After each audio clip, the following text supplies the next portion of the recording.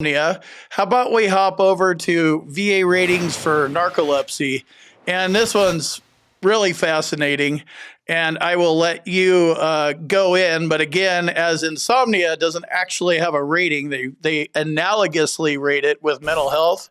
With narcolepsy, they analogously rate it with epilepsy, which is kind of weird because I don't really know too much about either one of them.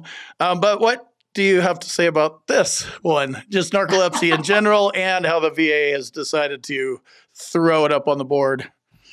Sure. Narcolepsy is one of those interesting sleep disorders. It's something that either you see a lot of at one time or you don't see anything for a long time. So narcolepsy usually shows itself between the ages of 18 and 26 years old. And there can be people can have symptoms where they just have sleep attacks in the middle of the day. Narcolepsy is when your dream sleep intrudes your wakefulness. So, when you're dreaming, your body's paralyzed. So, like I said, when these sleep attacks happen, these dream stages pop in your day and you have a momentary little nap in the middle of the day. You wake up after it, you actually feel more refreshed. But these sleep attacks can happen more than once during the day. If you've reviewed all the medical evidence and you know you're missing something to establish service connection, like a diagnosis or a nexus, you might want to check out my med team. There's a link in the description. They can help you with your missing medical evidence. You also can have something called cataplexy.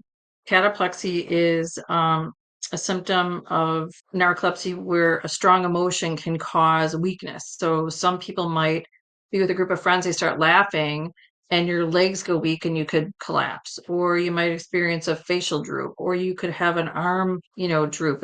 It could be very subtle, it could be very prominent. I've heard stories where, like kids in college, there might be a kid who's got narcolepsy, and his friends all get together and all tell jokes to see if they can get the kid with the narcolepsy to have a cataplexy attack. It doesn't happen for everybody, but it can happen. In fact, there's a couple different types of narcolepsy. You can have narcolepsy, like I said, with this cataplexy or without the cataplexy. Some people will experience hallucinations when they sleep. They'll be paralyzed, even they have sleep paralysis. They'll be paralyzed because they're still in their dream stage sleep, and they'll still somehow be between sleep and wakefulness and stuck in that space. So you could be almost experiencing a nightmare, but you're paralyzed, yet you're awake and it's happening. Or there's things called hypnopompic and hypnagogic hallucinations that can happen as well. Now, you don't have to have any of these. You could have a couple of these symptoms along with narcolepsy, but truly, this is diagnosed through a sleep study. And some of the things we look for when we do patients do sleep studies on patients who have narcolepsy is that we need a sleep diary to show what is your sleep pattern for 2 weeks at least. We want to know that you're getting at least 7 to 8 hours of sleep nightly, because obviously if you're not, what's going to happen? You're tired during the day, like we just talked about insomnia and having to take naps during the day. So you want to make sure you're getting adequate sleep. What are your habits? What are your nighttime habits? Is there something that's causing you to not get good sleep or have this happen? And then after you would spend the night in a sleep study to make sure it's not sleep apnea, you don't have insomnia, we see that you're sleeping, you stay for a series of nap tests during the day. And what we're looking for is when we do these naps at every 2 hour intervals, are you able to fall asleep? And if you do you go into dream sleep? And we're looking for 2 naps where you actually go into dream sleep in order for you to have a diagnosis of narcolepsy.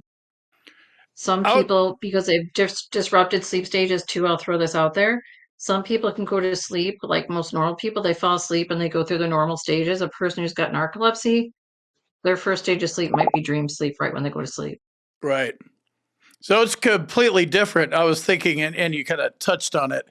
When I did my sleep study, it was for sleep apnea. So it was go at night and all the probes and all that kind of stuff. So this is a different kind of sleep study. You'll get the sleep apnea one too to rule that out.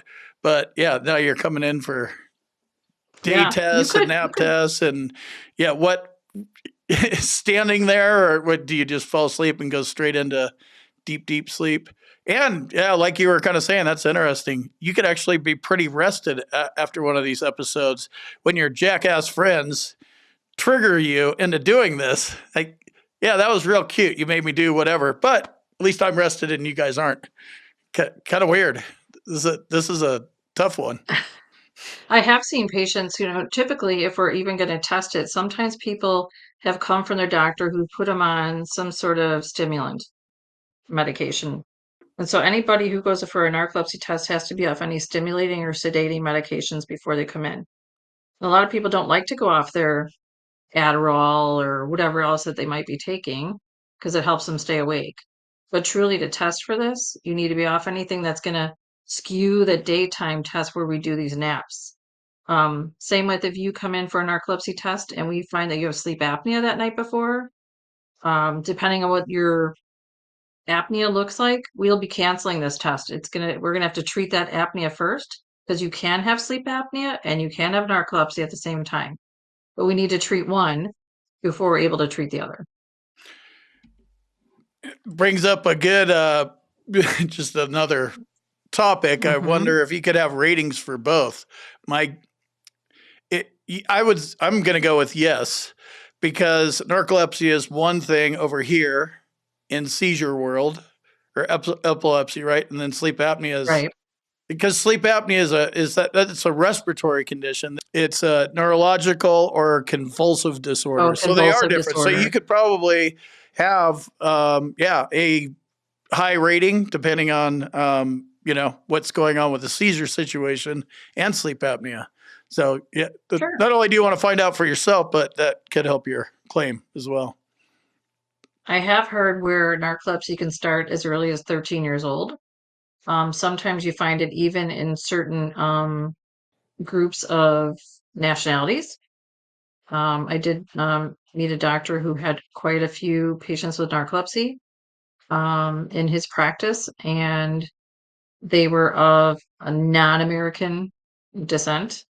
So I think there are populations of people where this genetically can be found in more than other places also. So I have an interesting question. So you mentioned ADHD.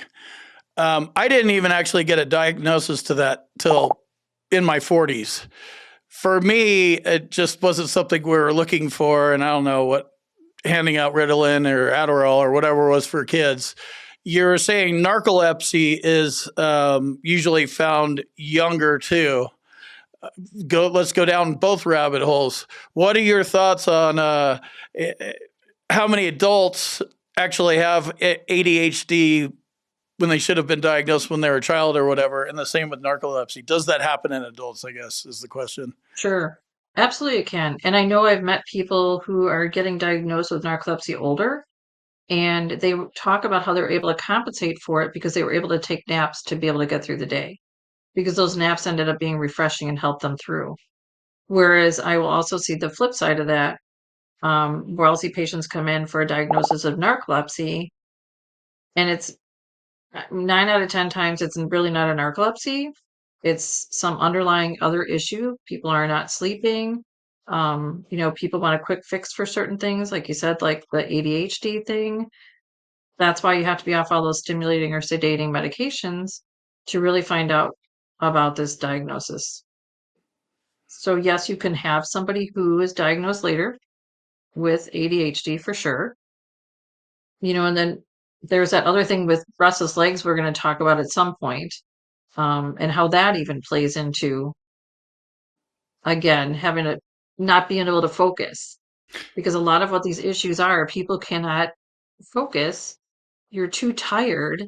We see this with kids all the time. You're tired or not sleeping well, so you act out during the day. And so people mistake that as you have attention deficit disorder when really you're probably just sleepy.